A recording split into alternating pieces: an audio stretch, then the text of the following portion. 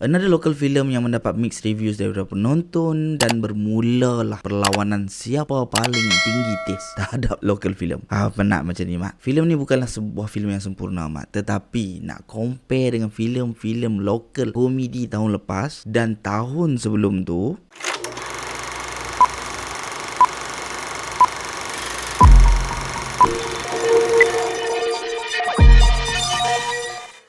Assalamualaikum dan selamat datang ke YouTube channel Mak Don. Sekali lagi dengan aku Mak Don, dan hari ni kita nak semak tentang sebuah filem komedi yang sedang ditayangkan di program hangat ditayangkan di program bertajuk Libang Libu. Filem ni merupakan sebuah filem direktorial debut Bobby Hussaini, pengarah yang sebelum ni terkenal dengan iklan-iklan yang bagus di bawah pengarahan beliau. Diterajui oleh barisan pelakon yang hebat-hebat seperti Beto Kushairi, Amirul Afendi, Nabila Huda, Ozlin, Anas Rizwan, Fikri Ibrahim, Elvin Wong, Sarah Ali, dan ramai lagi lah, Mak, daripada pelakon utama, pelakon tambahan, cameo, semua tu nama-nama besar ataupun nama-nama yang familiar dalam industri perfilman kita. So filem ni berkisarkan tentang satu kru filem yang bertandang ke sebuah perkampungan di Perak untuk shoot sebuah filem terbitan MAN Film. Pada masa yang sama, sebuah kenduri perkahwinan akan diadakan tak lama lagi di kampung tersebut. Sejak kru dan MAN Film tiba di kampung tu, satu persatu masalah timbul hingga efek bukan sahaja syuting tetapi juga majlis perkahwinan tersebut. So baik, macam biasa aku akan kongsikan apa yang aku suka dalam Libang Libu ni, Mat. Benda yang aku sangat enjoy, aku truly enjoy. Seperti mana aku dapat tengok lepa semua dalam filem ni memang betul-betul enjoy bikin filem ni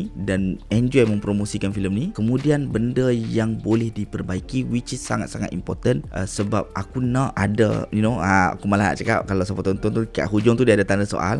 Aku nak benda tu terjadi, tapi aku nak ianya lebih lagi kuat, lebih lagi impact, sampai buatkan mix review ni tak wujud selepas filem tu keluar. First of all, macam aku cakap tadi, aku dapat rasakan yang semua orang dalam filem ni macam all out tau. Macam mereka dah lama tak dapatkan satu filem yang macam ni, tak dapat nak duduk ramai-ramai bikin filem macam ni. So mereka semua all out, and aku sangat-sangat happy benda tu, Mak. Tak kata filem sebelum ni tak all out ke apa, tapi dari segi konteks komedi tu masuk ayat tu, itu benda tu yang kita dapat rasakan dalam filem ni. And aku suka karakter-karakter unik yang mewarnai cerita ni, especially Beto Kushairi, man. Siapa yang follow social media aku ada tulis tahun lepas pasal bagaimana aku rasa Beto dan watak komedi ni harus dikembalikan setelah aku menonton Mencari Ramli, sebab kesian banyak kali dapat watak berat, reversi, Imagine Nur Gayung. So bagilah ringan kat dia, bagilah dia all out dari segi kacip tu, and alhamdulillah menjadi kenyataan, and aku sangat-sangat enjoy. Ada banyak babak dia yang aku rasa macam masuk ayat yang kena, tapi ada juga yang macam miss the point, but aku akan jelaskan di penghujung kenapa. Dan aku happy di hujung tu dia ada bagi something yang macam make Beto punya karakter tu whole lah. Dia macam tak kosong macam tu.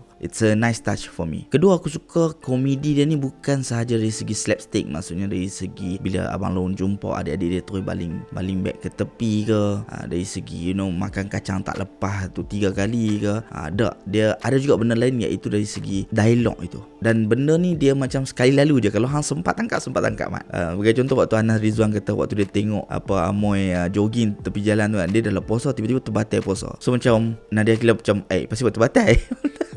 Aku rasa yang tu bagi itu double meaning lah, aku malas anak ni. Tapi tu aku cakap dia macam dia bermain dengan dialog juga tau.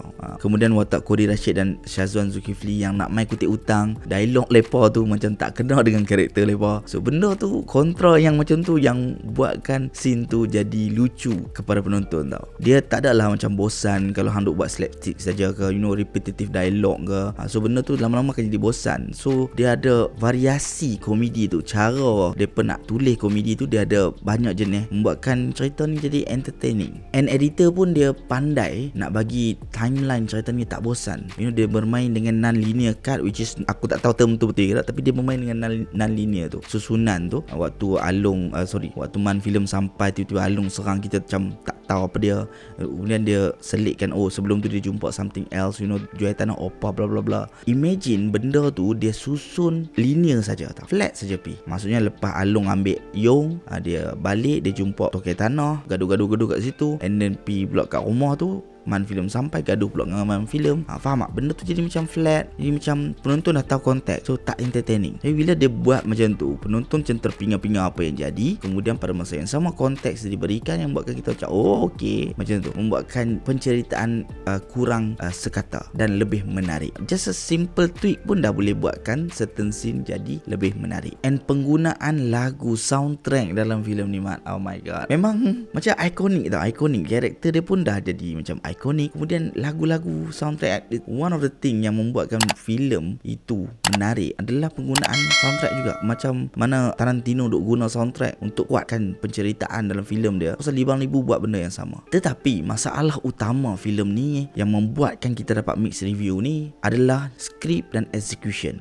Dua benda ni. Skrip dia lemah dan tak tersusun, menyebabkan semua benda nampak macam all over the place tau. Macam tiba-tiba nak ke arah sini, tiba-tiba ada kat sini, tiba-tiba nak ke arah situ. Aku faham maksud Libang Libu, kekecohan itu. Tetapi kekecohan itu adalah kekecohan kepada situasi, bukan plot. Hampa kena faham pula yang tu. Orang bercerita pasal benda lain, orang tak cerita pasal situasi tu. Situasi tu memang dah Libang Libu arah. Tetapi Messi itu pada plot itu. Itu yang tak elok. Itu yang nampak all over the place. Dia patut tulis cerita tu elok-elok, susun elok-elok, barulah jalan cerita apa semua ni lebih sampai kepada penonton. Sampai buatkan ada certain things dalam filem ni yang actually dialog dia boleh jadi ikonik tau. Sebagai contoh, cerita dia macam ni.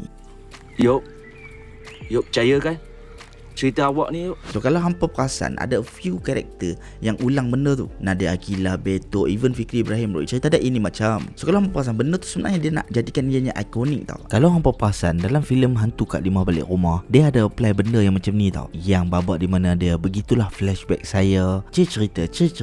Benda-benda yang macam tu. Tetapi kalau hampa perasan, susunan apa semua tu dalam Hantu Kak Limah Balik Rumah, dia lebih baik dan tersusun. Sebab tu punchline tu semua sampai dengan baik. And ada benda dalam filem ni yang rasa macam tiba-tiba tau, which is tiba-tiba dia sepatutnya jadi macam elok dan tersusun, tapi tak. Yang contoh waktu watak Beto, aku dah lah berdekah tu. Beto duk siku orang apa semua tu, duk acah depan adik-adik dia. Waktu tu aku ingat sebab hero dia lari, so pernah ambil Beto sebagai watak utama. Aku ingat benda tu dah jadi macam dolah superstar tau. Dia akan bawa pula penggambaran tu pergi ke satu tahap yang macam lagi lucu ke apa kan. Tapi tak, kemudian dia tiba-tiba nak fokus on Timah Lebor pula, yang pasal dia kena fitnah. Dia macam tak tersusun, dia tak craft elok-elok, jadi benda tu jadi bersepah. Tak ada masalah pun benda-benda tu.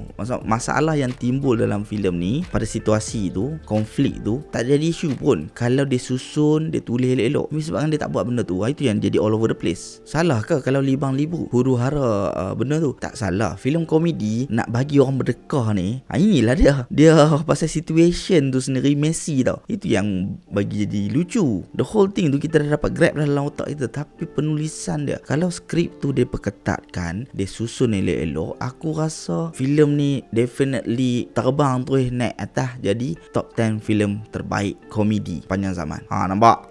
Tinggi harapan tu. Tapi itulah dia, kalau ditulis dengan baik. Sebab the whole thing dah ada Rahmat. So tinggal nak susun, tinggal nak tulis elok-elok, which is the hardest thing lah to do kan. Tapi itulah dia, macam mana nak jadikan ianya tersusun. Boleh jadikan benda tu sebagai berpusing di bawah satu paksi. Macam contoh filem-filem lama macam Baik Punya Cilok, Stamp, even Man Laksa apa semua ni kan. The whole situation tu dia akan comeback kepada satu tujuan. Macam dalam filem Libang Libu ni, tujuan dia datang ke Perak tu untuk syuting filem. So segala konflik yang terjadi, dia harus kembali kepada syuting filem itu. Sebagai contoh, hero dia lari, okey, konflik muncul, dan dia dapat hero baru. Daripada hero baru, tiba-tiba tempat nak syuting pula tak ada sebab ada konflik berlaku. So dia selesaikan tempat tu pula, and then dia patah balik ke bahagian syuting, and tiba-tiba duit pula Man filem ambil, sebab dia take judi. So semua benda tu terjadi, tapi dia patah balik kepada syuting filem. Tapi bila benda tu tak ada, paksi tu tak ada, so dia akan jadi all over the place lah. Kemudian execution dia pun masalah, Mat. Execution ni dari segi cara menyampaikan komedi tu, visually tau, bukan dialog apa semua tu dah lawak dah, slapstick dia dah lawak dah, tapi visually tu kurang sampai. Sebagai contoh, waktu Alung buka bawah nak belasah Syazwan Zulkifli tu kan,